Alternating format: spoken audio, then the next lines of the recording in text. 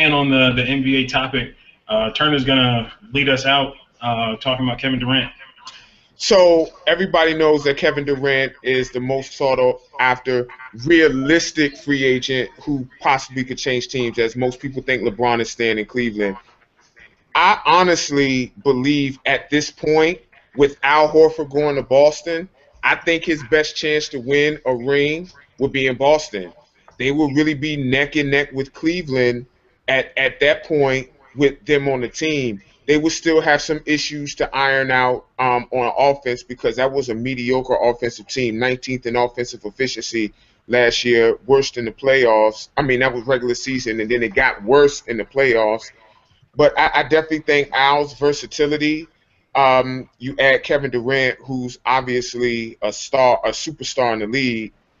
I definitely think that his best chance to win a ring would be in Boston. And I just wanted to know what do y'all think about Durant and his chances to win if you factor in the teams that he hasn't canceled off at this point, which are Golden State, which are OKC, which are Boston, and which is Miami. Let me jump in here. Shoot, we talk about basketball. Let me jump in here. I'm not going to agree with you because we don't have to agree or disagree today. So I ain't going to agree with you. What I think How is it? We're not even doing agree and disagree, and he got to disagree. Right. I'm saying it one more time, though. If KD want to win, he going to stay his butt where he at because no one else has a better chance to win. Not saying that he has a chance to win there any higher than if he did go elsewhere. That's his best opportunity is him and Westbrook in OKC. That's pretty much it. All this is for show. If he does go somewhere, it doesn't raise his chances of winning a championship. He was in the best situation there. Even if he goes to the Warriors, doesn't raise his chances any higher than if he goes back to OKC. If he goes to Cleveland, that doesn't raise his chances any higher than if he was in OKC. So what's the point? There is no point. He just wants to be doing the free agent thing that he didn't get to do. Nah, man. Like if you go to the team that just won a championship, how would he have the same chance as the team that finished third place? I was doing the same thing. I don't know if I. Yeah, go ahead, Alan. I understand that. I don't see how going to the team that just won it. And still got this. Right, especially if you got the same top 7 or so players on the team, and he's about the third best player in the league. Go ahead, Liz. I think you was. Hold on. The reason why I say I agree or I understand what he was saying is because OKC took Golden State to 7 games, so they could have easily been in the NBA Finals. The Golden State took the Cavs to 7 games, so that easily could have been Golden State. So they were all pretty much even. Although I think because the Cavs won, if you go to the Cavs and it's essentially the same team, which it wouldn't be because they had to take apart. They would have to take apart that team to get him on the roster. Exactly. So it wouldn't be the same. And if you went to Golden State, they'd have to take apart that team to get him on that roster. True. So exactly. That's my point. Every team he goes to, other than OKC, they would have to take apart their roster to get him. So if he stayed in OKC, he'd essentially have the same amount of chances if he went to Golden State or if he went to Cleveland or if he went to San Antonio. And really, it's just a 4-team race for the championship. It's those 4 teams who people seriously can see as contenders. Even with Horford in Boston, if he went there, I still don't think they could get past Cleveland. It would just make it easier for Golden State or for San Antonio to win in the West. So I think his best bet is to stay in OKC at least for 1 more year.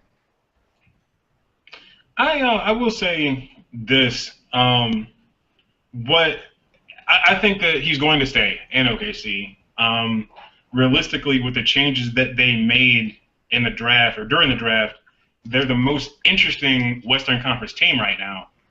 Golden State has questions. Harrison Barnes, Do they keep Bogut? Is Azili going to sign somewhere else? He hasn't signed anywhere that I know of. You got a lot of question marks from Golden State. San Antonio is what they're going to be, just a year older. OKC is the most interesting team in that they had the success, have only lost one guy, and I think they upgraded on the bench with Arvydas Sabonis' son and Vinny Oladipo. So their team makes you the most intriguing, but if he was going to leave and go to a contender, I think Boston would be the most interesting. They would have to do the least amount of shuffling to try to get talent around him. They've already got Al Horford. They've got, as much as I hate to say it, Avery Bradley and Amir Johnson they could make trades with. I don't know if anybody in the world wants Marcus Smart, but they've got young guys and draft picks that they can put to complete that starting lineup, even though with Isaiah Thomas at point guard. Yeah, I was way off. Even with Isaiah Thomas. Mixed up. I don't even know. With Isaiah Thomas at point guard, seeing if Jay Crowder could play 2, Durant at the 3, and Al Horford at the 5, all you really need to do is find the 4. They've got enough pieces where they could do that, or even keep Sellinger maybe. They have enough of a lineup and pieces where they could put a team around him pretty quickly. I still don't think that team would be any better than what he's got in Oklahoma City right now.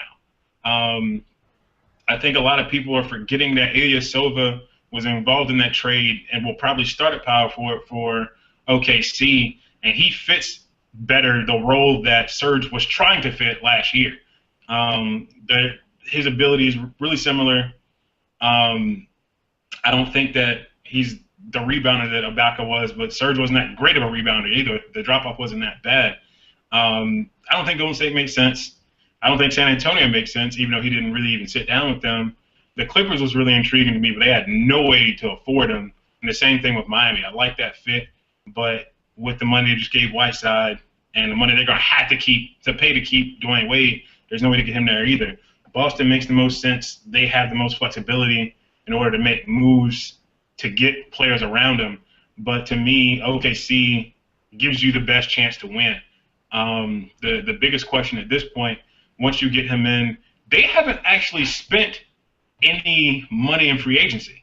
So if they keep enough of their guys around, they could toss the mid-level exception to one guy or whatever the case may be, get a little bit stronger on the bench, and then make another run.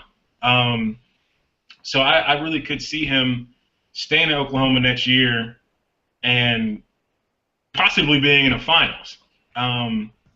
Also, I think that if he does, a lot of people have talked about him signing a one-year deal, opting out, doing the same thing LeBron James does, and then going for that $40 million contract next season, which I wouldn't have a problem with.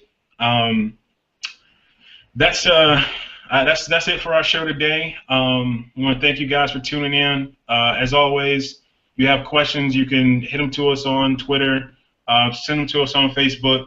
We'll get to them next time. Anybody want to say anything about it? Yeah, hit us on Twitter at SportsPoliticking. You know, always hit us up anytime. We're always there. We're tweeting whenever we can, whenever there's something going on. So hit us up whenever. And tune in every week. We're here. And happy Independence Day to all of America. Thank you guys for watching.